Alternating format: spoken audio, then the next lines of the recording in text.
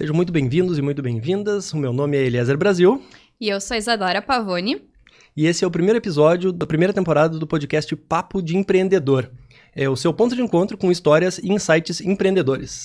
O nosso podcast conta com o patrocínio da Sicredi Pioneira. Completando 120 anos de história, a Pioneira atua para atender necessidades de pessoas, empresas e agronegócios, dispondo de um portfólio completo com mais de 300 soluções e equipes especializadas que oferecem consultoria financeira aos associados, com um jeito próximo e humano que é característica do Sicredi. Além do patrocínio do Sicredi, o nosso núcleo conta com o apoio das empresas nucleadas do Núcleo de Jovens Empresários da Assiste de São Leopoldo, que são a Valência Energia, Rita Pavoni Advogados Associados, The Scherer Assessoria RH e Carreiras, Dolce Contabilidade, Percom Contabilidade, Infocus Coaching, Laplace Consultoria e Perícias Elétricas, Mega Music, Som e Iluminação Profissional e Imobiliária AC Real. Nesse episódio, conversaremos com o presidente da Associação Comercial, Industrial e de Tecnologia, Felipe Feldman, da Ferragem Feldman. Felipe é bacharel em Administração de Empresas pela Unicinos, tem 37 anos e faz parte da terceira geração da Ferragem Feldman, onde trabalha já há 2 décadas. A Ferragem Feldman é uma empresa familiar fundada em 5 de fevereiro de 1938 pelo avô, Edgar Feldman. Felipe, nosso imenso agradecimento pela disponibilidade em participar do nosso podcast. Mas, muito obrigado pelo convite. E me deixou mais novo, eu tô com 38 já. Como é que é? Quando eu assumi a Assiste, eu tava com 37. Então agora eu tô com 38 já. Mas obrigado pelo convite, participar aqui desse evento piloto, vamos dizer assim. Obrigado pelo convite mesmo. A gente que agradece por tu estar sendo cobaia desse experimento que a gente está fazendo, na verdade, né?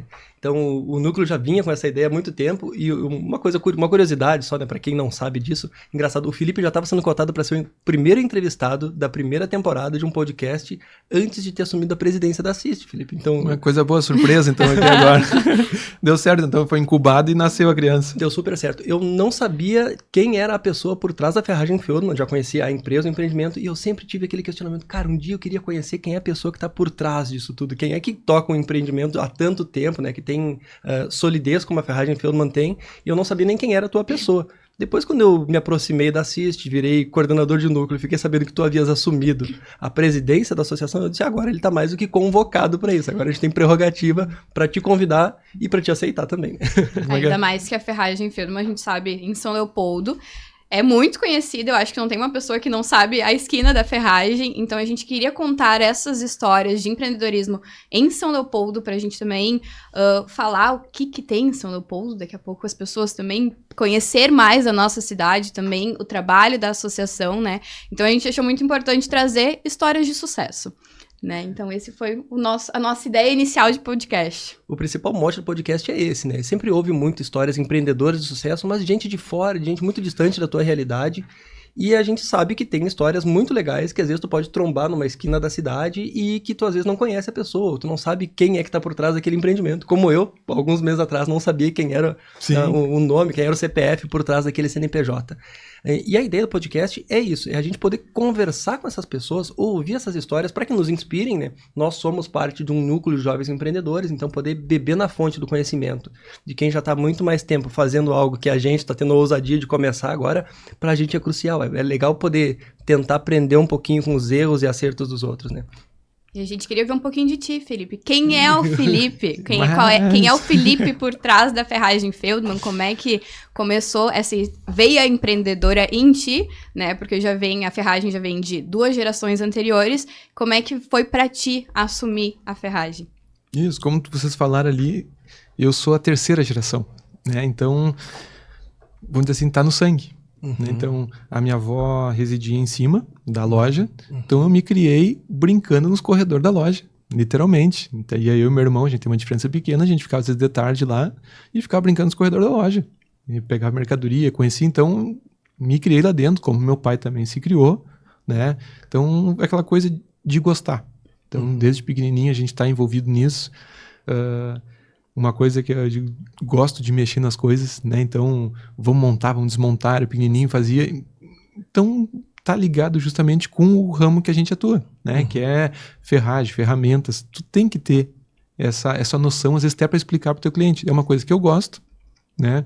Juntou a família ter um negócio E o pai sempre disse, vocês querem ou não querem, a gente, não, vamos... Tiveram liberdade de escolher de o que fazer no sim, momento oportuno. porque o pai, digamos, na transição assim, ele começou e ele foi tirando o pé aos pouquinhos, né? Ele disse, vão se preparando. A Daí, transição foi natural para você. natural, porque não foi aquela coisa assim, a partir de amanhã não tô mais aí, né? Então, eu tinha 17, 16 anos, eu já estava lá dentro, não tinha um cargo, mas, vamos arrumar um mostruário porque tirou esse aqui de linha, tem um espaço em branco, então vai reajustando aquilo, vai conhecendo onde está, sabe o que é mercadoria, sabe onde está guardado, o que é o que, né? Para ter uma noção do funcionamento, como é que é o dia a dia. Então, isso com 16 anos, estudava, ainda à tarde nós ia lá, já era maior, mas fazia isso, né? Daqui a pouco, tinha que fazer vitrine de alguma coisa, vamos fazer vitrine. A diversão era estar nos corredores da ferragem e ajudando o que fosse possível. Isso, porque assim,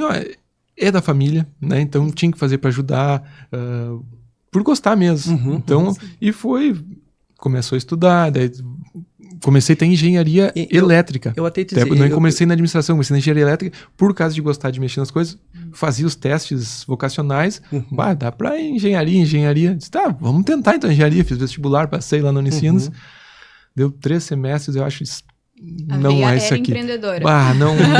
Não é engenharia, não adianta. Aí migrei para administração e toquei até o final, né? Mas aos poucos foi pegando, digamos, cargos, atividades, foi agrupando mais. Foi oficialmente postos, isso, e como agrupando foi mais. essa transição de não estar só dentro da ferragem, mas também administrando a ferragem?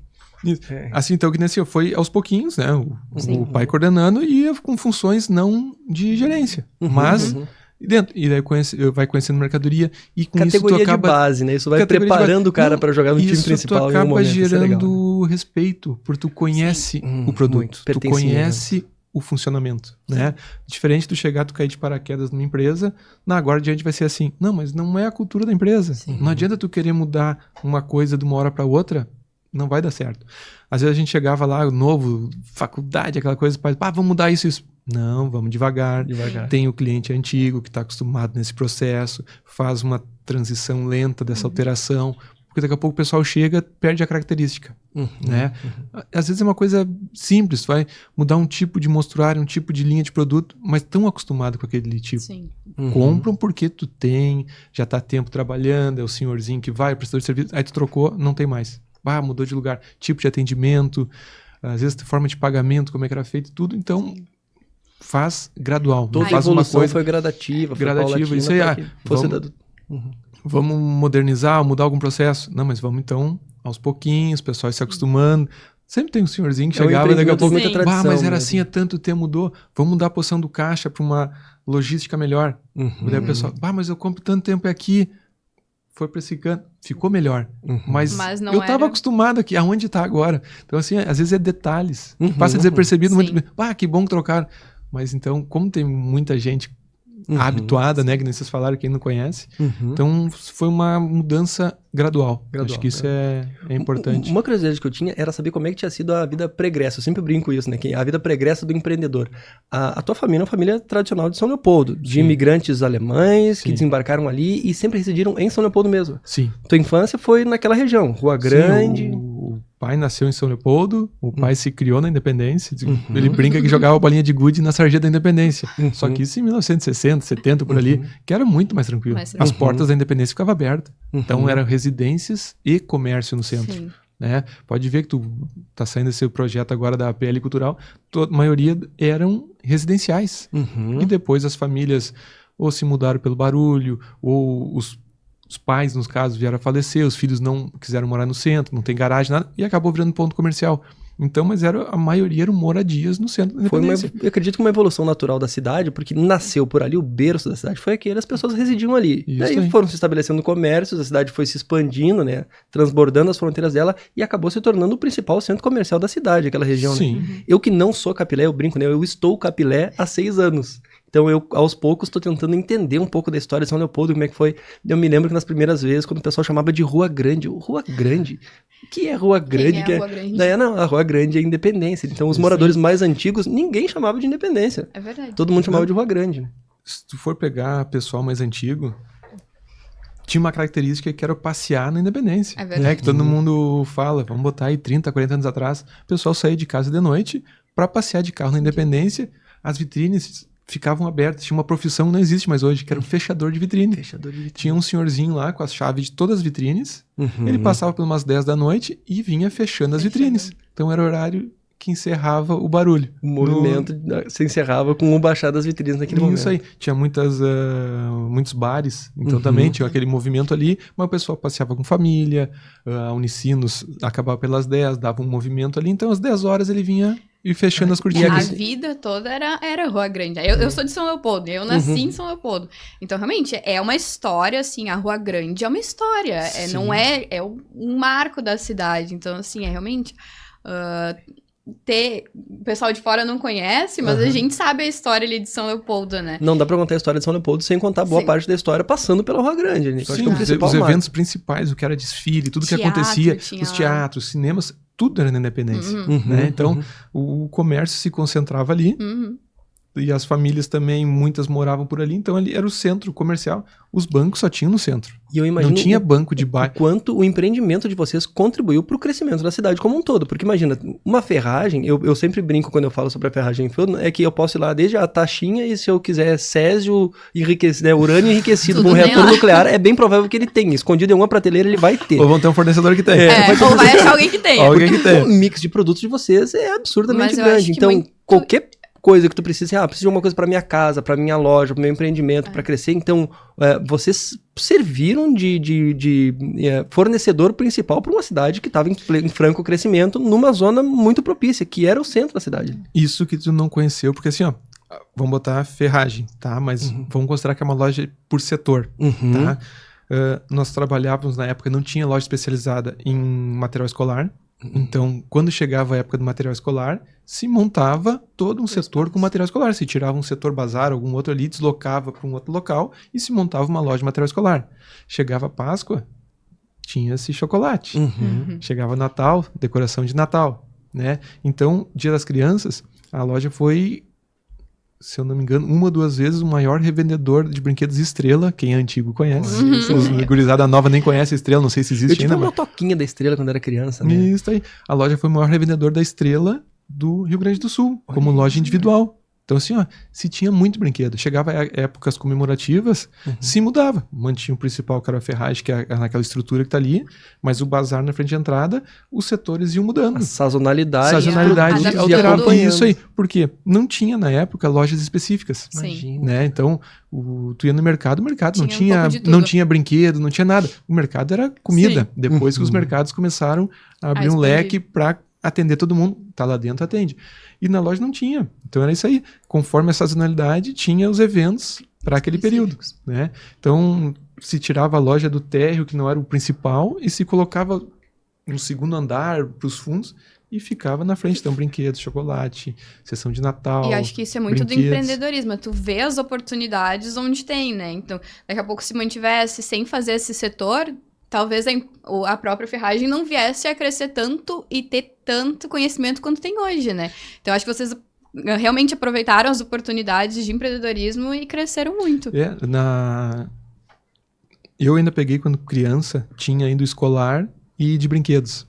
Mas daí isso foi ali década de 90, por ali, começou a Estrela, acho que os brinquedos entrou muita coisa importada. Sim. Então, teve um período que se tu for ver assim... O mercado nacional de brinquedos deu uma decaída. Tu não achava mais brinquedo em lugar nenhum. Né? Tinha depois uma loja grande, que eu não lembro se era Super Legal, Super Festas. Era Super Festas. Super Legal é hoje, né? É hoje, né? Isso aí. E tinha que concentrou e depois não achava mais brinquedo em lugar nenhum. É verdade. Né? Ficou um período, se for ver, não sei se é porque eu tava já passando da fase de criança, que não ia atrás, não, mas me chamou a atenção, porque não tinha. E deu uma queda de vendas, se tirou porque não valia mais a pena. Tu comprava, ficava um ano no negócio parado, então acabou se tirando. Material escolar acabou abrindo muitas papelarias, livrarias específicas, mudou um pouco do mercado. Né? Então a cidade foi crescendo, foi tendo lojas específicas. Dificilmente um empreendimento com a idade que vocês têm, com o tempo, da longevidade que tem, teria sobrevivido se tivesse sido focado em apenas uma coisa o tempo todo. Então, ter conseguido acompanhar os movimentos de mercado, acompanhar as demandas, as sazonalidades que sejam elas dentro de um mesmo ano. Tipo assim, tem Páscoa, Dia da Criança, outros eventos, mas ao longo dos anos também foi entendendo o que fazia sentido para vocês quanto empresa. Sim, tu vai olhando, isso aqui dá um envolvimento, tem que contratar tantas pessoas para esse setor, movimenta tanto, mas no final não tem resultados. Né? Então, tu acaba tendo que começar a olhar, vale ainda a pena, não vale. Então, foi se eliminando. Né? Que nem, infelizmente, o setor de Natal que a gente tinha, faz uns 6, 7 anos, que a gente começou a botar na ponta do papel, não vale. Tem lojas específicas importando diretamente, então começou aquela diferença de preços, o custo, não valia a pena. Então, o último que a gente tinha ainda que tirou, deve fazer uns 7 anos por aí, eu acho, foi o setor de Natal, que era o último sazonal. Hoje nós não temos nenhum setor com sazonalidade nesse sentido. São setores fixos, digamos assim, que a gente sempre trabalha. É analisar o mercado e ver como é que está funcionando, se adaptar Isso aí. Aí ajusta os produtos dentro daqueles setores, mas não cria uma loja nova para um período. Eu venho o nosso background quanto empresa vem de um núcleo de startups. Então eu vim de um núcleo de inovação e de empresas que querem sempre fazer algo novo, diferente. E uma das coisas que eu consegui entender, estando lá dentro do polo que a gente estava, era o fato de que tu estar em movimento é o que vai te fazer encontrar aquilo que realmente vai trazer receita para tua empresa. E nem sempre é aquilo que tu imaginou lá no início. Então, a gente viu várias empresas surgirem, o cara, eu imagino que eu vou conseguir gerar receita com X produto ou X serviço. Só que ao longo da caminhada dele, ele foi vendo, mas tem uma demanda de mercado aqui que não está sendo atendida, se eu ajustar um pouquinho para lá, e daí, depois de algum período na jornada do cara, ele descobre que o que está realmente botando dinheiro no bolso dele, gerando receita e trazendo alguma transformação, era algo que ele não tinha nem pensado lá no início. Mas que o fato de ele ter se colocado em movimento e estar acompanhando esse movimento foi o que fez ele conseguir chegar nisso. Dificilmente ele teria chegado nesse ponto específico se ele partisse do completo zero. Do nada eu vou chegar lá. Mas o fato de ele ter chegado lá foi o fato de que ele estava em movimento para chegar lá. E vocês estão em movimento há tanto tempo, conseguiram acompanhar muitas mudanças. Né?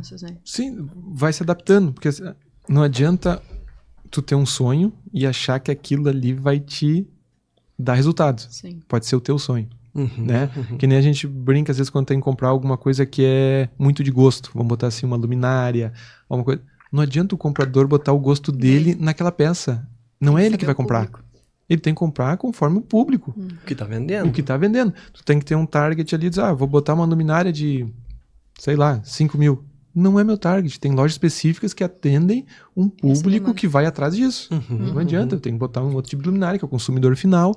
Então se adequar ao público que está indo, né? Então isso é muito importante. Não adianta, meu sonho, no teu caso lá, eu quero fazer só usinas gigantes de placas e coisas. São Leopoldo, quem é que tem espaço para botar? Não vai ter. Uma coisa agora é tu vai que tu botar quer em fazer, residência. outra coisa é o que as pessoas estão dispostas a pagar para que tu faça. Pagar e o que elas vão procurar de ti. Exato, isso aí. Acho que não é nem só preço, é o serviço também, ou o produto, né? É tu entender a necessidade da pessoa. E se vai resolver o problema dela. Resolver o problema dela. Isso aí. Eu acho que uma das coisas legais de tirar da história de vocês é o fato de que, imagina, há quanto tempo vocês estão em movimento vendo os clientes virem e retornarem para a loja. Isso deve ter dado para vocês um nível de conhecimento dos clientes de saber qual é o nome do filho do cara que já não mora mais na cidade e que comprava tal coisa. Vocês têm clientes de muito tempo na Ferrari? Como é fidelizar esse cliente? Sim. Uma das mudanças também, nós tínhamos o crediário próprio. Né? Ainda tem, tá ativo, mas a gente não abre mais ficha já há 15 anos. Mas o que era? Os pais acabavam passando a conta, autorizando os filhos, os pais vinham a falecer e os filhos continuavam a comprar. Né? Então isso, vamos botar, começou a vir um cartão forte lá para a década de 90, por aí, até outros meios de pagamento, o crediário acabou saindo um pouco de lado. Todo mundo tinha acesso, antigamente não tinha, era no fio do bigode. Né? O pessoal diz, me mudei agora, que nem tu for para São Leopoldo lá, eu não tenho conhecido aqui para ser avalista, uma coisa, mas não, o senhor vai comprar aqui, então vamos avalizar. Isso aí mesmo. O pessoal começava a comprar, pagar, era um outro público, né? Então, cidade comprava, fidelizava, isso aí, tu fidelizava às vezes até por tu ter o relacionamento próximo. Nós tinha uma pessoa que cuidava na época do crediário, que era fichinha, que nem banco, tu ia lá abrir a caderneta, ele sabia o nome de todos os clientes. Chegava lá, tal fulano pode comprar. Não, esse tá em dia. Ele sabia de cabeça. Ele trabalhava tanto, sabia o nome das pessoas, tudo, né? Não tinha computador. Então, tu tinha que saber, anotava as compras, botava os juros quando pagou, fichinha manual. Isso hoje mudou, tá muito mais prático. Sim. E é raro as pessoas que ainda buscam um tipo de pagamento como crediário. Porque tu tem um inconveniente, tu tem que ir lá ainda voltar e pagar. Voltar a pagar Né? na loja. Hoje em Tem- dia o cara recebe um boleto por aplicativo e paga sem nem sair de casa. isso Às aí vezes como é que recebe o foi produto sem pra sair de loja casa. lidar com essa modernização, dessas mudanças de tecnologia, né? Porque a gente tava falando dessa questão do crediário, hoje é mais fácil, a gente tem cartão de crédito, tem Pix, aí. tem tanta coisa diferente. Como é que foi pra Ferragem lidar com essa modernização? O crediário acabou, digamos assim, nós tínhamos os clientes antigos, né? Foram passando para os filhos. Isso eram redondinhos no pagamento, tudo certinho. Mas começou uma geração nova que não tinha o fio do bigode. Né? Abriu o crediário justamente porque era uma forma mais fácil de tu não pagar. O meu sócio sempre brinca, ele diz, né, que palavra é importante pra quem tem. E infelizmente tem pessoas que têm palavra e tem pessoas que não têm palavra. Pra quem tem, o fio do bigode serve. Isso Cara, aí. eu, né, É uma empenhei forma a legal de minha pagamento. palavra. Funciona, tu tem como cobrar, o advogado sabe que tem, mas é mais complicado. Sim. Né? Porque se a pessoa simplesmente, vou ficar com meu nome sujo 5 anos, depois não acontece mais nada, vai fazer. Né? Então, muitos migraram já para cartões. O que a gente fez? Vamos manter os clientes ativos, pagantes, só a gente não abre mais ficha. Né? Isso para pessoa física. Um dado que ele passou que eu achei interessante é que ele não abre mais fichas há 15 anos. E continua E ainda ativo. Ou seja, tem. existem clientes Sim. com mais de 15 anos comprando Exatamente. ainda no teu crediário que tu já não abre mais ficha. Que é os clientes antigos, né? Olha Ou isso, passaram cara. para os filhos, para o neto. Se a gente continua fazendo, só não abre mais justamente Mais novos. por isso.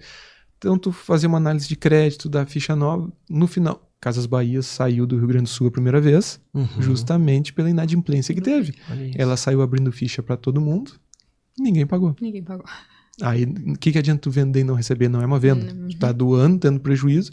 Então, E acaba que se Acaba tu que você tentar acerta, botar né? essa parte financeira na balança, quem paga o pato é o bom pagador. Porque esse cara vai ter que pagar o preço de um produto ou de um serviço que compense a inadimplência do outro cara que tá do outro lado. que é o que acontece nos juros de cartão de crédito, quando alguém compra um consórcio, um financiamento, tem os juros de casa própria, tudo, justamente para pagar o inadimplente. Inadimplente. Né? Tá ativo até hoje aquela numeração, o score de cada um, justamente. Quem é bom pagador tem o score mais alto, Mais tem alto. mais desconto, paga menos juro.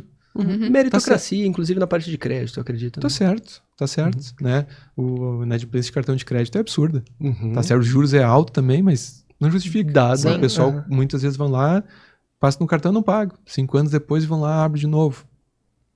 Alguém paga a conta. Ainda a Isadora falou sobre mudanças a nível de tecnologia, mas alguém com a longevidade que vocês tiveram, vocês passaram por inúmeras mudanças. Mas- Esses dias na empresa eu tava brincando, né? Eu já não sou tão jovem assim, mas tava comentando, cara, eu vi várias moedas passar pela minha mão, né? Então teve cruzeiro, cruzado novo, né? Real, URV. O gurizado de hoje em dia não sabe o que Unidade foi real de valor. uma vez o URV. Né? A história, quando se fala em inflação também sempre conta a história, né? Tu tinha que correr na frente do remarcador de preço para pegar o produto que ainda não tinha sido remarcado com o preço de ontem, porque o preço subia praticamente todos os dias. Então, vocês também passaram por momentos em que a economia teve lá em cima e que a economia teve lá embaixo. O que tu acha que pode ter sido assim o principal segredo para vocês terem sobrevivido? Porque crises vêm, crises vão, a gente sabe que na verdade não existe mal que sempre dure, nem bem que dure para sempre, né? Então, o que tu acha que foi o principal diferencial para vocês terem conseguido acompanhar isso sem sofrer muito? Acredito que devam ter sofrido, né? Mas Sempre, né? Tu vai botar uma crise e vai dizer que não. Daqui a pouco tem que diminuir quadro de pessoal, de funcionários. Daqui a pouco tu compra hoje, na época de inflação, né? Quem é antigo sabe. Tu comprava hoje com prazo longo. Aí que era jogada. Porque tu pagava um preço hoje. Então eu pago em 30, 60. Comprava um monte. 30, 60 dias lá na frente, isso aqui já não valia mais nada. Sim. Tu ia remarcando e tu ia contabilizando aquilo ali mais rápido que a inflação. Então as maquininhas, aquelas marcadoras, de noite era serão, o pessoal marcando. Não é da minha época, mas o pai conta que de noite era serão direto. O pessoal só marcando. Aí tinha pilhinhas de etiqueta uma em cima da outra. Né? Não tinha um computador para chegar no sistema mais 10%, né? Não tinha. código de barra para ler, Isso, troca ali, quando tu não. bipa, agora o preço é outro. Não tem. Né? Era notinha manual, né? Daí com um código de custo. E remarcando. Então, E se nessa- jogava muitas vezes no tempo. Quem do ramo imobiliário fazia que de botar o dinheiro num dia pra tirar no outro dia e ganhava tanto Overnight. cento. Overnight, isso aí. E nessa tua era, à frente da ferragem, e o que tu viu parte do teu pai tocando ela também, tu tem algum momento que tu identifica assim, cara, essa foi talvez o nosso pior momento de crise? Qual foi o maior desafio que vocês enfrentaram ao longo dessa jornada em que tu pôde olhar com olhos de administrador para essa empresa? É que assim, às vezes tu tem crises nacionais, né? Que nem nós tivemos em 2015, 2016, naquela faixa ali tudo, acaba o poder de compra se restringindo. Bastante. Né? Daí que tu tem que fazer? Tu tem tantos vendedores, tu vai diminuindo, vai te enxugando, tu vai diminuindo para te ajustar no teu custo fixo ao que tu consegue vender. Né? Porque não adianta, o país estava numa recessão, não tinha mais para quem tu vender. Pandemia, o ramo vendeu que nem nunca. Era os que estavam abertos. Então, infelizmente, as mulheres não podiam sair comprar roupa, não tinha restaurante, esses setores todos foram muito prejudicados, não tinha turismo, então sobrou muito dinheiro em casa. Porque o pessoal não estava saindo e onde ficava mais tempo? Em casa. Acabou investindo muito da questão do home office, né? Então as pessoas, tiravam ali o dinheiro, iam viajar, fazer alguma coisa. E no momento que a gente precisou ir para casa, foi o momento que a gente pensou, não, eu preciso de um lugar diferente enfim, eu vou ter que trabalhar aqui, eu vou ter que ficar o dia inteiro aqui. Então, como me adaptar a esse momento de pandemia? Então, acho que muitas pessoas optaram por fazer a reforma, para ficar mais aconchegante, ficar em casa trabalhando, para ter o espaço casa e trabalho dentro de casa, né? Só que daí veio uma outra situação. Todo mundo teve a mesma ideia. Verdade. E o que os governadores, prefeitos mandaram fazer? Fecha tudo. Fábricas não funcionando, minas não funcionando, transportadoras não funcionando e mercadoria para isso tudo. Aí quem tinha... E o que tinha tava lá em cima. Lá em cima. Aí, o que é o normal? Tu tem uma previsão de compra, o que é uma média de venda, trabalha com estoque regulador, rasga tudo e põe fora. Era simplesmente assim, quanto tempo me entrega o pedido? 90 dias. Toca um pedido. Você tinha um planejamento financeiro daquele período totalmente mudou. Não tinha nem média de venda mais, porque assim, foi uma coisa que mudou em um mês, 2 meses. Tu tá fechado, o pessoal em casa não querendo comprar nada, daqui a pouco, opa, tô em casa, vamos gastar, vamos trocar isso, aquilo, e não tendo produto. Ligar pro fornecedor, tá aí. Olha, cara, 30 dias, então põe o dobro do pedido. Aí antes de chegar, cara, põe mais um pedido. Tá, mas põe. Se eu tendo mercadoria, eu vou conseguir vender. Né? Então, quem conseguiu buscar isso durante a pandemia se manteve, né? Mas agora, não vou comprar durante 1-2 meses. 90 dias de entrega, ficou 3 meses sem mercadoria. Nós tivemos situações de vir pessoal de outras cidades, de outras lojas, comprar mercadoria com a gente para levar, porque nós estávamos com aquela mercadoria. Porque o pessoal não tinha.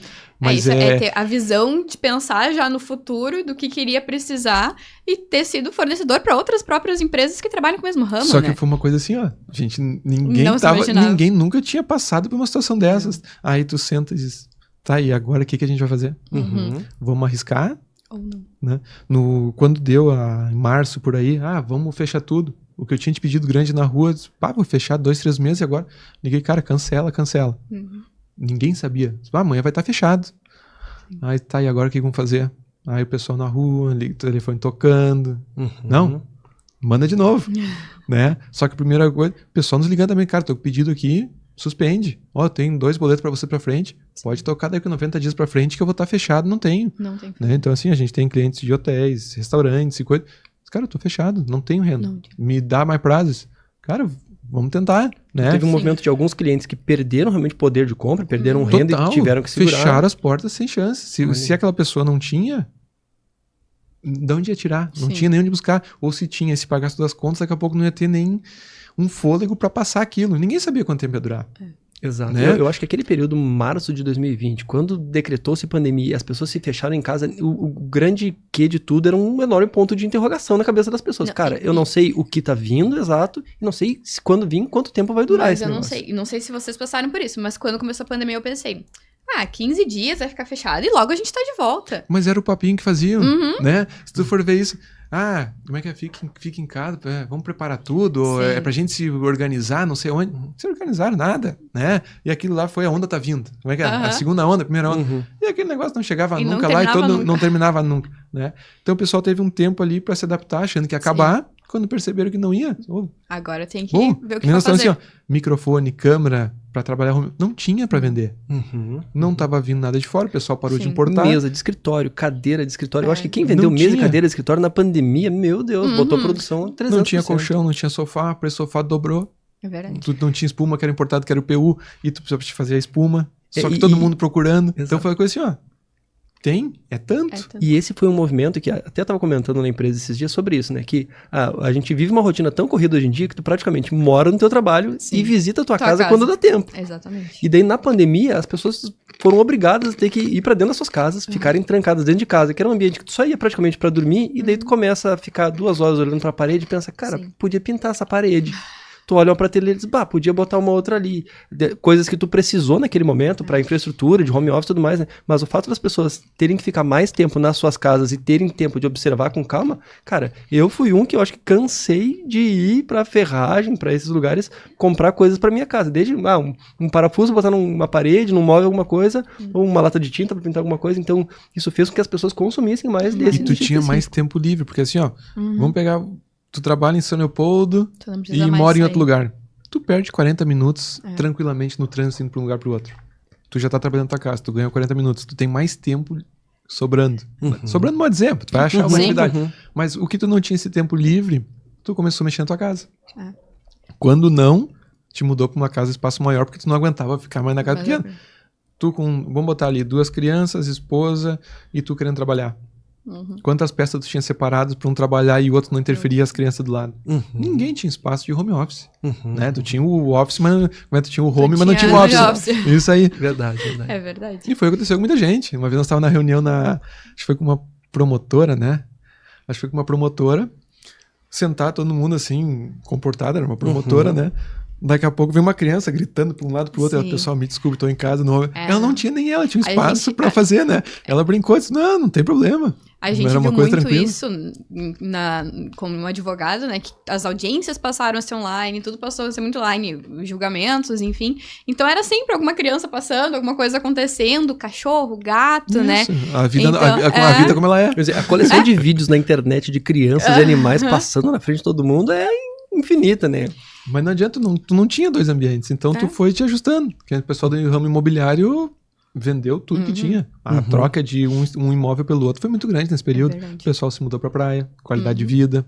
Lá não Pro tava... interior, hoje em dia qualquer lugar com uma boa conexão de internet, Tu faz qualquer tu coisa. consegue trabalhar para qualquer empresa no globo terrestre inteiro, praticamente. Né? Então, tem empresas que nunca mais voltaram ao presencial, algumas voltaram híbridas. Apesar do lado casa ter sido, né, um benefício, muitas empresas fecharam do espaço físico, não digo nem a empresa fechou, mas fecharam o espaço físico, porque conseguiam trabalhar de home office, conseguiam deixar os próprios funcionários em casa. E baixar custo, né? Depende do tipo de empresa, mas isso foi uma facilidade, acho, muito grande que a pandemia acabou acelerando, né? Porque se não fosse a pandemia, talvez a gente não tivesse dessa forma. Muitas empresas ainda tinham muito medo. Pá, mas e daí? Já era possível, já havia tecnologia para Mas isso. Estamos no iria século... funcionar. Mas assim, ó, tu tinha uma cultura que tu via isso somente assim, vamos botar no Google. A pessoa trabalha quando quer pro projeto. Tu não tinha isso em Tu outras pensava, empresas. não, isso é pro Porque Google, pra mim não serve. Tu tem que trabalhar as 8 horas 8 por horas dia, já. tu tem que estar aqui embaixo pra saber o que tá fazendo. Aquela coisa assim. Mas era uma cultura que a gente tinha. O Não home interessa office tu querer, deixou não de consegue ser mudar uma isso. opção viável para ser a única opção viável. E daí, nesse momento, as pessoas se obrigaram a ter que ir para suas casas, e daí, ou o cara produzia da casa dele, ou ele simplesmente não produziria.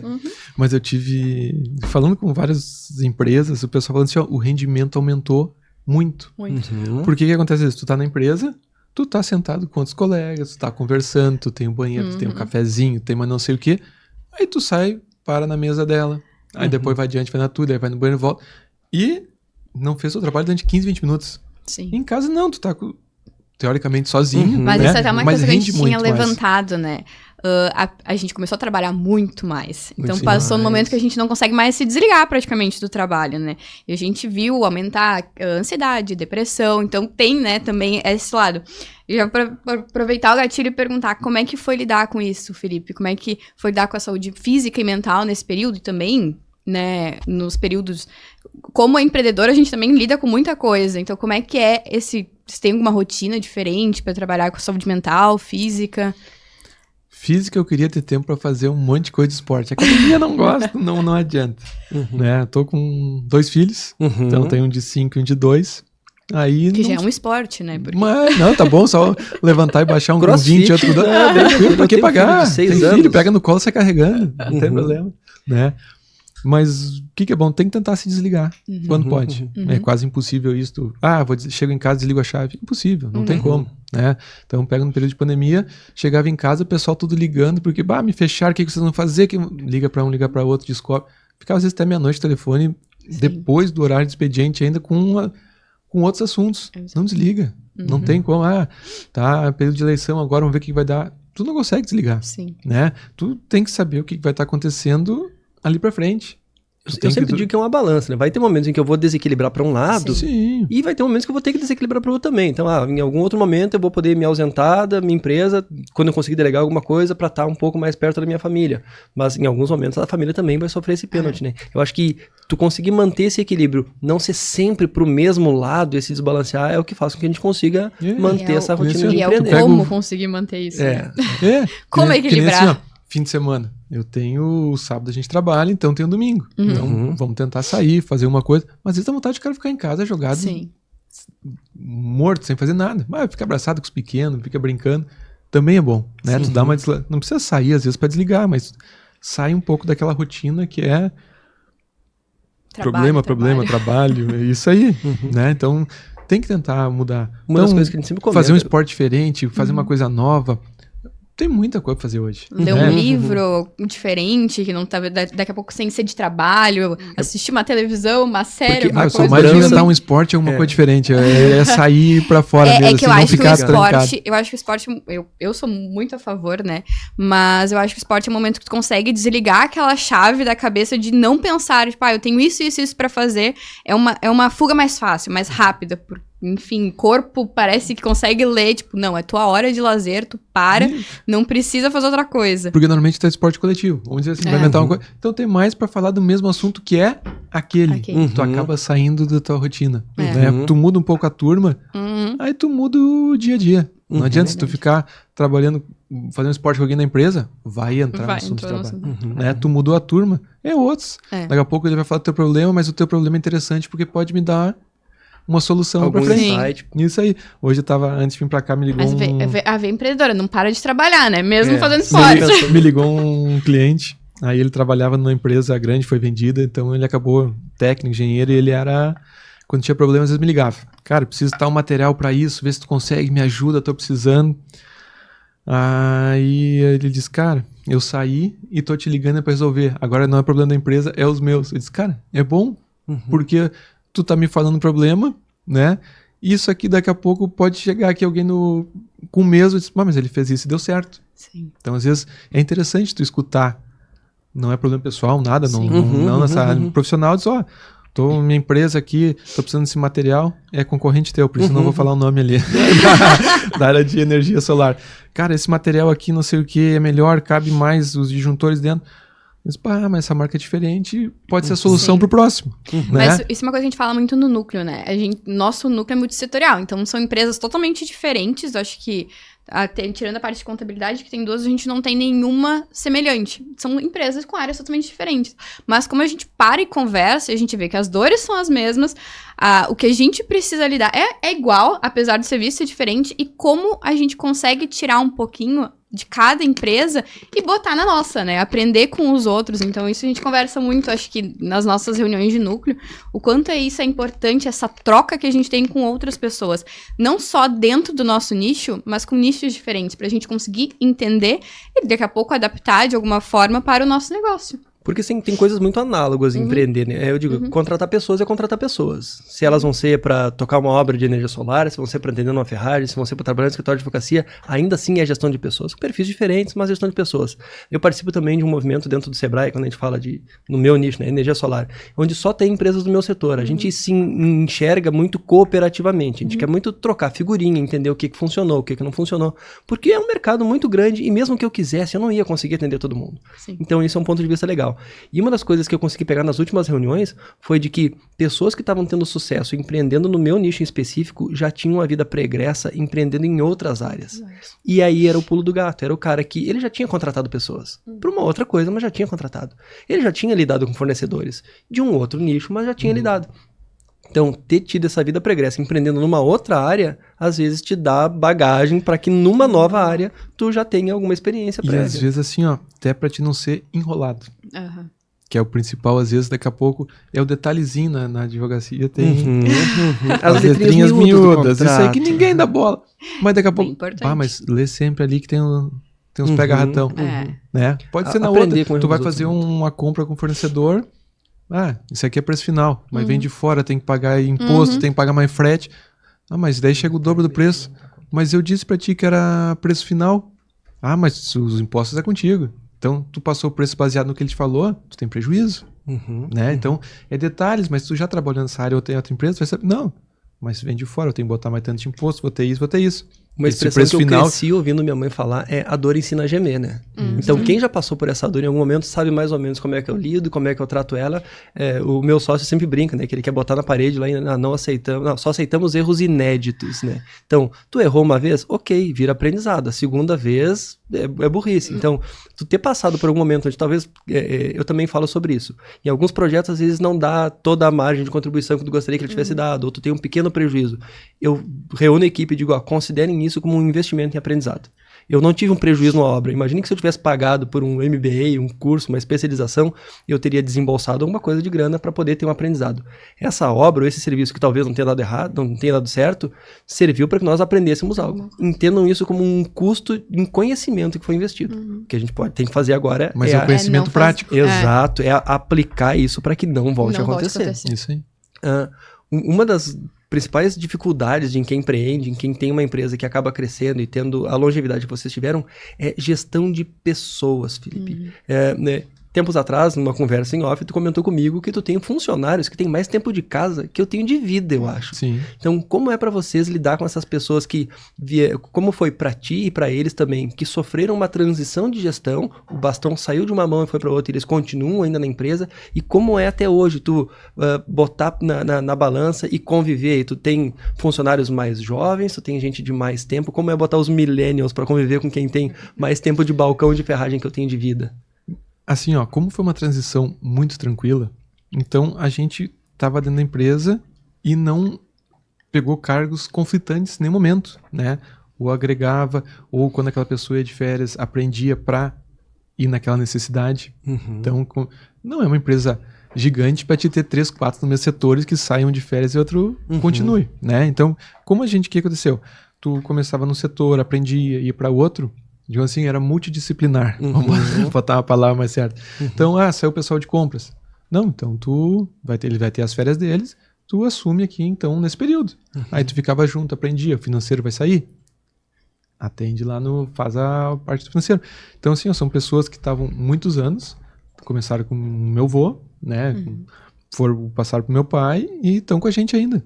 Então, porque assim, foi tudo transições tranquilas, não foi assim, saiu um, entra o outro e muda tudo. Não, vamos fazendo lentamente, conversa, as pessoas têm experiência, sabem o que já deu errado, sabem o que não deu. Isso que é importante. No teu processo hoje de gestão de pessoas, como é que funciona a tua fase de recrutamento, seleção e contratar? E até como é lidar, assim, como tem idades diferentes, como é que é lidar com essas pessoas e conseguir entender os anos de experiência, os anos de juventude, como é que é chegar a uma coesão entre essas pessoas? O que acontecia antigamente no recrutamento, no caso? Tu contratava a pessoa e ela trabalhava primeiramente no depósito ou galeria, tá? Não ia diretamente para as vendas. Isso mais antigamente, tá? Por quê? Ela nessa retaguarda ia ter o chefe daquele setor e ela ia conhecer mercadoria. Porque às vezes o pessoal sai de casa e não sabe nem o que diferenciar, que tem 3 tipos de parafuso, não sei o que. Então, iam nos bastidores, tá? Na retaguarda ali, e eu aprendia. Tinha um tempo lá que ficavam, depois daquele lá, iam para as vendas, já com conhecimento de mercadoria, tá? Isso seria o ideal. Tu tem um período probatório, então é como se fosse um estágio Isso onde a pessoa vai fazendo. Era, tá? Mas o que aconteceu?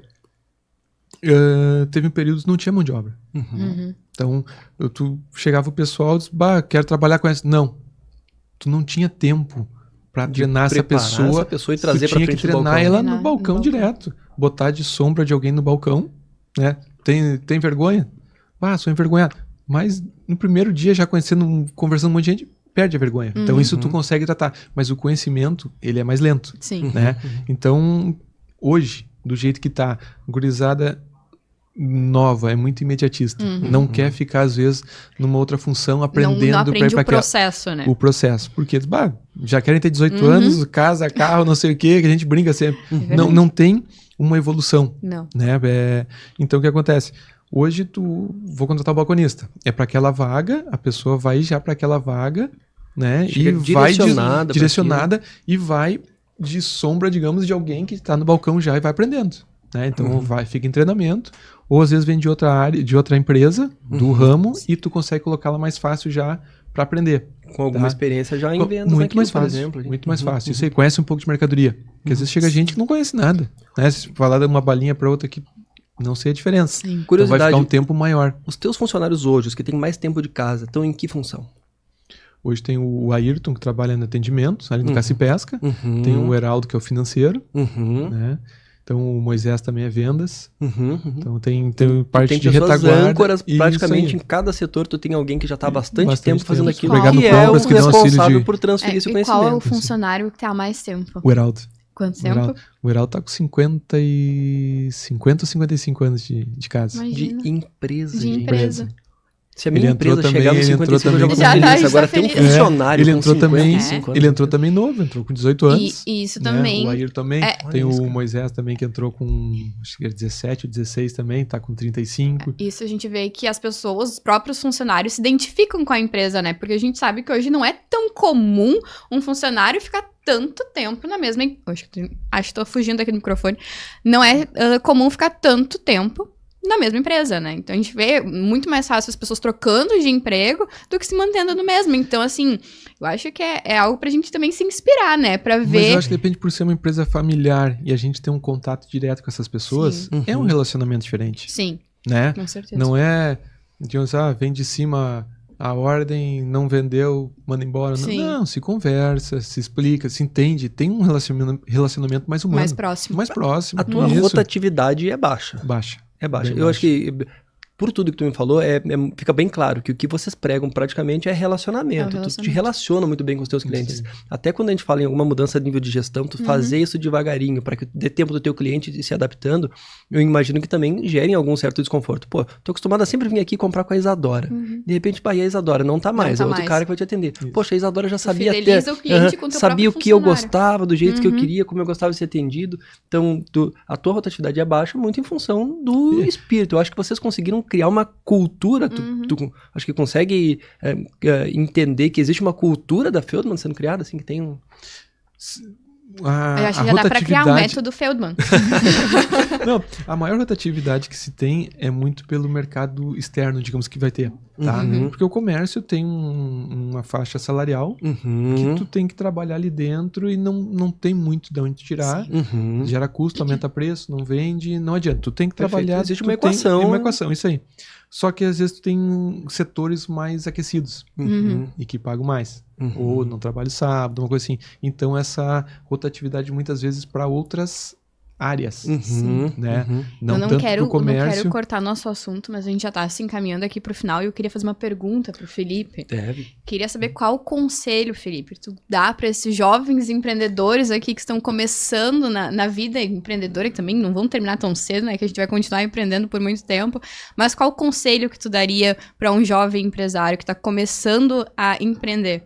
Em qualquer ramo. Conselho, como é aquela frase? Se conselho fosse bom, não dava, não dava, né? Eu ia cobrar pra ti uma consultoria. A gente vai botar aqui o Pix do Felipe. O Quem Pix quiser do pagar Felipe. pelo conselho, Isso brincadeira. aí, vamos negociar. Entre em contato então, com a isso. Ferragem Feldman. Não tem um conselho geral pra te dar. Porque tem casos e tem casos que tu vai precisar ou não, né? Mas Não tem receita de bolo. Né? não tem receita pronta.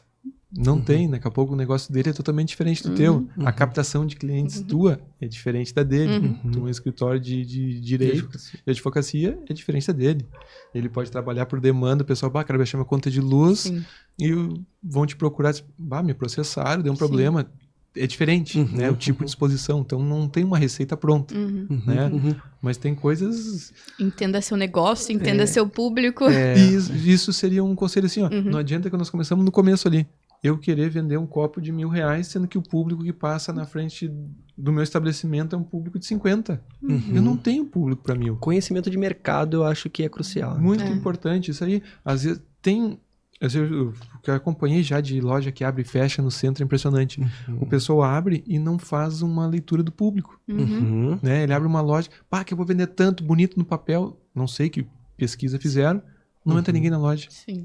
Não, e ele até tá... ponto, né, do próprio espaço. Ponto, isso, justamente. Se tu pode ter uma loja que tu precise de pessoas passando na frente, tu tem que ter circulação, porque o teu produto chama atenção, é um impulso. Depende de se tu visibilidade. tá com fome, tu vai vender amendoim, balinha, o que tiver. Mas se a pessoa não tá com fome, ela vai passar e não tá nem aí, né? Mas então, tu tem que ter a pessoa passando na frente. Mas daqui a pouco teu negócio é específico, eu vendo só o refil pra sampola. A pessoa vem de outra cidade pra te comprar aquilo ali. Tu não precisa estar no aluguel mais caro, porque o público vai atrás de ti pelo produto que tu vende, né? Isso acontece muito com boutique. Boutique tem uma clientela fixa que vai atrás dela, né? Agora tu pega uma loja, digamos assim, não... É a compra de ocasião, a compra de ocasião. oportunidade. Aproveitei que eu tava passando na frente, vi, uma arara gostei. cheia de coisa, promoção. Passou na frente, tu viu. Então aquela loja tem que estar onde tenha bastante visível, onde tem tem movimento. Gente, a boutique não precisa. Cara, os dois vendem roupa. Acho que resume isso que ele falou em conheça o seu mercado, cara. Então isso seria nem um conselho, mas é uma leitura que tu pode ajudar o teu negócio, né? No ramo que eu empreendo, se fala muito em sustentabilidade. E um dos pilares, sustentabilidade não é só ser ecologicamente correto, a gente fala muito sobre ser culturalmente aceito. E daí, um dos exemplos clássicos que a gente dá é, eu abrir uma churrascaria pode ser um baita negócio. Só que eu não posso abrir uma churrascaria na Índia. Lá a vaca é um ser sagrado e eu estaria cometendo uma blasfêmia vista a religião deles. Então, eu tenho o conhecimento de que o público no qual eu estou me inserindo está disposto a pagar pelo meu produto ou serviço, pelo preço que eu estou querendo, com a qualidade que eu estou querendo entregar. E isso não está ofendendo ninguém, não está gerando nenhum problema. Cara, é o crucial, é conhecer o seu mercado para poder introduzir o seu produto com certeza de que vai ter gente disposta a pagar por ele, né? Sim, tu tem restaurante com almoço de R$20 a 70. Sim. Cada um tem seu público, né? Então não adianta tu querer comparar. Cada um vai ter o seu público diferente. Sim. O de 70 não vai comer no de 20 e vai achar que tem pouca diversidade. O de 20 vai achar que é muito caro, que não vale a pena para o dia a dia. Isso. Tem público pros dois. Pros dois. Ô Felipe, outra pergunta que eu quero fazer. O que o Felipe de hoje diria pro Felipe de 10 anos atrás? Então... Regressamos aí, 2012. O que tava acontecendo em 2012? Pois então, né? 2012. E 2012 parece que foi ontem, né? Meu apartamento. Olha. Planejando casamento. Tava tudo no seu tempo. Tava tudo no seu tempo. Não adianta se apressar. Deu tudo certo. Tudo certo. Eu lembro de ter ouvido um cara falando assim, o que tu faria se pudesse dar um conselho pra ti 10 anos atrás? Cara, compre Bitcoin, pelo amor de Deus, né? Não, se fosse pra voltar, não comprava apartamento e comprava Bitcoin. Mas hoje eu ia estar em outro lugar, nem querendo trabalhar mais. Mas hoje também já as Bitcoins já estão no seu mercado, né? Quem surfou? É tudo no mas seu aí tempo. ia dar o conselho pra ter vendido quando tava na alta. Dois conselhos. Compre agora e vende tal época. Vende ali em julho de 2021, por ali, que vai dar certo. Vai dar certo. Daí, uma curiosidade minha agora aqui. Cara, tu tem um empreendimento, vocês, né? A família Feldman como um todo, e eu considero na família não só quem é um membro consanguíneo, mas a equipe de vocês, eu acho que é meio família também, pelo que a gente conseguiu perceber. A família Feldman veio até aqui. Vocês têm traçados quais são os próximos passos? Existe alguma ambição futura para Feldman? E se durante esse processo de crescimento vocês tomaram alguma decisão que vocês se arrependeram e tiveram que voltar atrás ou fizeram um ajuste no meio do caminho? Por que da pergunta também? Vocês são um empreendimento que teve sucesso, que está prosperando até hoje. Vocês chegaram a abrir filiais em um momento, pensar em expandir? Como foi a estratégia e o jeito de pensar de vocês? Muitas vezes conversado sobre isso, né?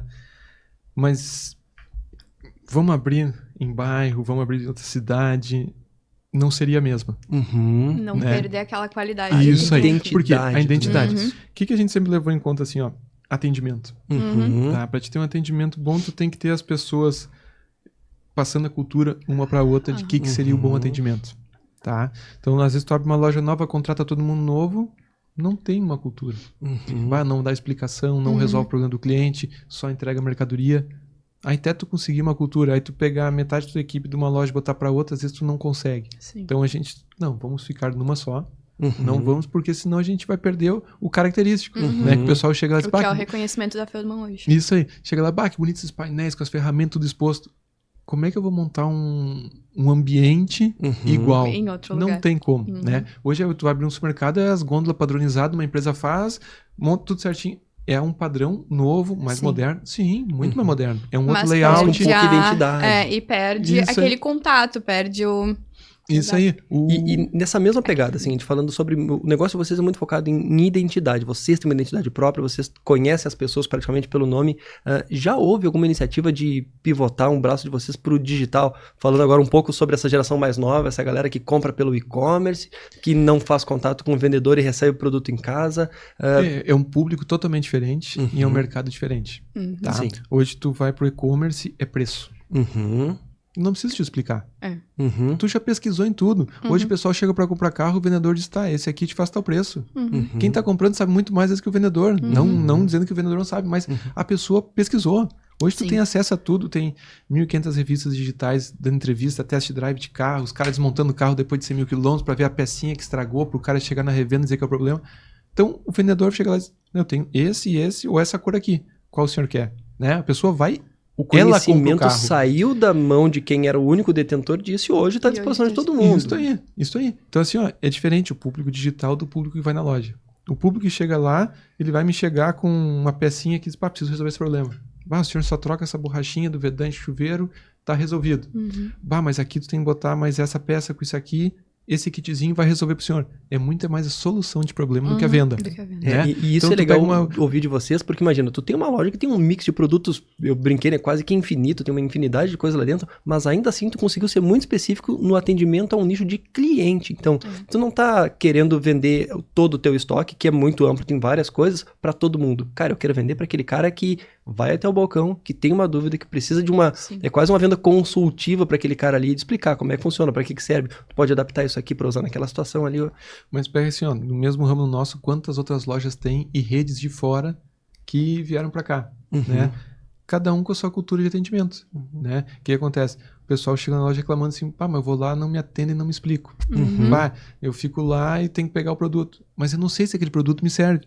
Ou a pessoa chega e diz, comprei isso aqui, mas falta metade, tu não tem o restante. Então assim, ó, às vezes é muito mais a solução do problema do cara, resolver para o cliente do que só vender uma peça. Aí tu vai para e-commerce, tu tem que ter preço. Como é que tu vai ter preço no Rio Grande do Sul, sendo que é um estado com uma tributação das mais caras? Sim. Então, eu vou ter que diminuir a margem para vender na internet competindo. Eu vou pagar para vender. Hoje os maiores centros de distribuição de produtos de venda online é Santa Catarina, Espírito Santo, e tem outros estados. Por quê? Vai pagar 7%, 12%. Aqui baixou um pouco, era 18%, tá 17%. Sim. Mas tu não consegue competir. Né? Tava com não sei como é que tá o tempo de vocês aí. Estamos com tempo? A gente tá quase estourando, mas estamos tá estourando. Enquanto o papo tá... Tava esses dias com um gerente nacional de uma empresa e eu justamente questionei isso. Como é que eu vou competir vendendo online produtos de vocês, sendo que eu compro de outro estado pela internet ao preço que tu tá querendo me vender aqui? Cara, eu saio da minha alçada. Por quê? Ele me abriu na frente minha tabela de preço para o Brasil inteiro. Primeira coluna, preço de custo. As colunas para a direita eram impostos estaduais de cada um. 35% ou 30% de diferença entre o maior e o menor. Isso é um markup. A gente sempre fala que é o imposto do governo Estado. E o Estado muito ajuda quando não atrapalha, né? Isso aí. Porque a gente entende que existe um papel todo social por trás, que tem que haver alguma regulação, mas às vezes é difícil. No Brasil, empreender, eu sempre brinco, né? Que quem gosta de esportes radicais, abre um CNPJ. Aí tu vai sentir adrenalina correndo na veia todos os dias. O dia todo. O dia todo. Mas é essa coisa assim, então assim, ó, é um mercado diferente. Tu consegue atender, de repente, o pessoal da região, não ter frete tão caro, que nenhum vende em São Paulo. Produtos pequenos, tu não consegue vender na internet. O frete é mais caro que o produto. É mais caro que o produto. Tu vai vender produtos de valor agregado maior. Produto de valor agregado maior, uma diferença de 30% é muito grande. É muita coisa. E o legal é também que eu complicado. sempre gostei do ramo do que vocês atuam, eu falo também, custo de oportunidade. Cara, estourou uma válvula da caixa acoplada lá em casa, e cara, eu preciso comprar aquilo na hora. Eu não posso Na entrar hora. no site E esperar. de um e-commerce e esperar 2 semanas para O chegar aqui em vizinho com o casa. apartamento alagado, pagando o gesso. Não, Aham. é na hora. Tá? É. Então, isso é a diferença. Tu tem que ter o produto para atender na hora. Uhum. O e-commerce tá virando assim, ó. Tá com tempo, tô procurando esse copo. Não tem Uhum. urgência. Não tem urgência, aniversário do meu filho daqui 1 mês, eu preciso do copo pra abrir. Aí tu vai de noite lá, pesquisa, tu acha preço. Porque tu precisa de uma quantidade, não tem pressa. Sim. Beleza. Mas agora se te quebrou o copo, tu não tem nem pra tomar. Tu vai ter que sair pra comprar um copo. Naquele momento que eu preciso, né? E uma das coisas legais é sempre isso. Sempre que eu tinha algum BO pra resolver dentro de casa, eu sabia, cara, pega isso aqui. Onde é que pode ter? Não sei. Se eu for no Feldman, o único lugar que eu tenho certeza que se existe na cidade, que deve ter, é lá. Ou Porque se o não mix tem, é ele muito vai achar. grande. É. E uma coisa, Ou alguém que sabe. foi o que ele acabou de dizer, né? Eu preciso de urânio enriquecido para um reator. Ele, se eu não tiver, eu tenho um fornecedor que deve Vamos ter achar isso. alguém que tenha, né? Mas, Então, tá. Felipe, brigadão pelo teu bate-papo, cara. A gente já se conhecia de internas, de assiste, mas poder conversar e saber quem é o ser humano, que eu digo, né? O CNPF por trás daquele CNPJ e ouvir essa história empreendedora pra nós é sempre muito inspirador, né? Obrigado por ter aceito o nosso. É um desafio, acho que pra nós e também ouvir, né? Começar esse podcast que a gente quer. Pontapé inicial. É o pontapé inicial que a gente quer também trazer mais histórias. Então, te agradecer por ter sido o nosso teste piloto, Cobaia. cobaia. E como é que deu certo com a cobaia? Deu certo. muito certo. E Não, agradecer eu que por agradeço tudo o convite que aí, tá pessoal. fazendo também pra Pela associação, iniciativa né? de vocês, pela iniciativa de vocês, parabéns aí. Acho que isso busca mais jovens aí para se reunir, fazer essa troca de experiência que você falou, interdisciplinar, com várias empresas diferentes, vale muito a pena. Tem muita coisa que tu aprende na marra na vida. Daqui a pouco tu já aprendeu, fala pro demais, não deu certo, eu fiz, não deu certo. Muda que não vai dar certo. Né? Isso só a vida vai trazer mesmo. Então, quando o cara é novo, erra. Sim. Vocês têm que errar para aprender, mas 2 vezes já não pode, né? Que tu falou. Exato. Terceira já não dá. Mas parabéns mesmo, pessoal. Como é que tenham muitos mais aí. O pessoal ver, gostar, se associar na entidade também, participar, Perfeito. que é muito importante. Até para ter uma associação. E agradecer já o nosso público futuro, que a gente vai ter público futuro, Uhum. e já deixar o convite para os próximos programas. Exato. Então tá. Obrigado, Felipe. Obrigada. Encerramos Obrigado. esse episódio, então, do episódio beta do Papo de Empreendedor. Até mais.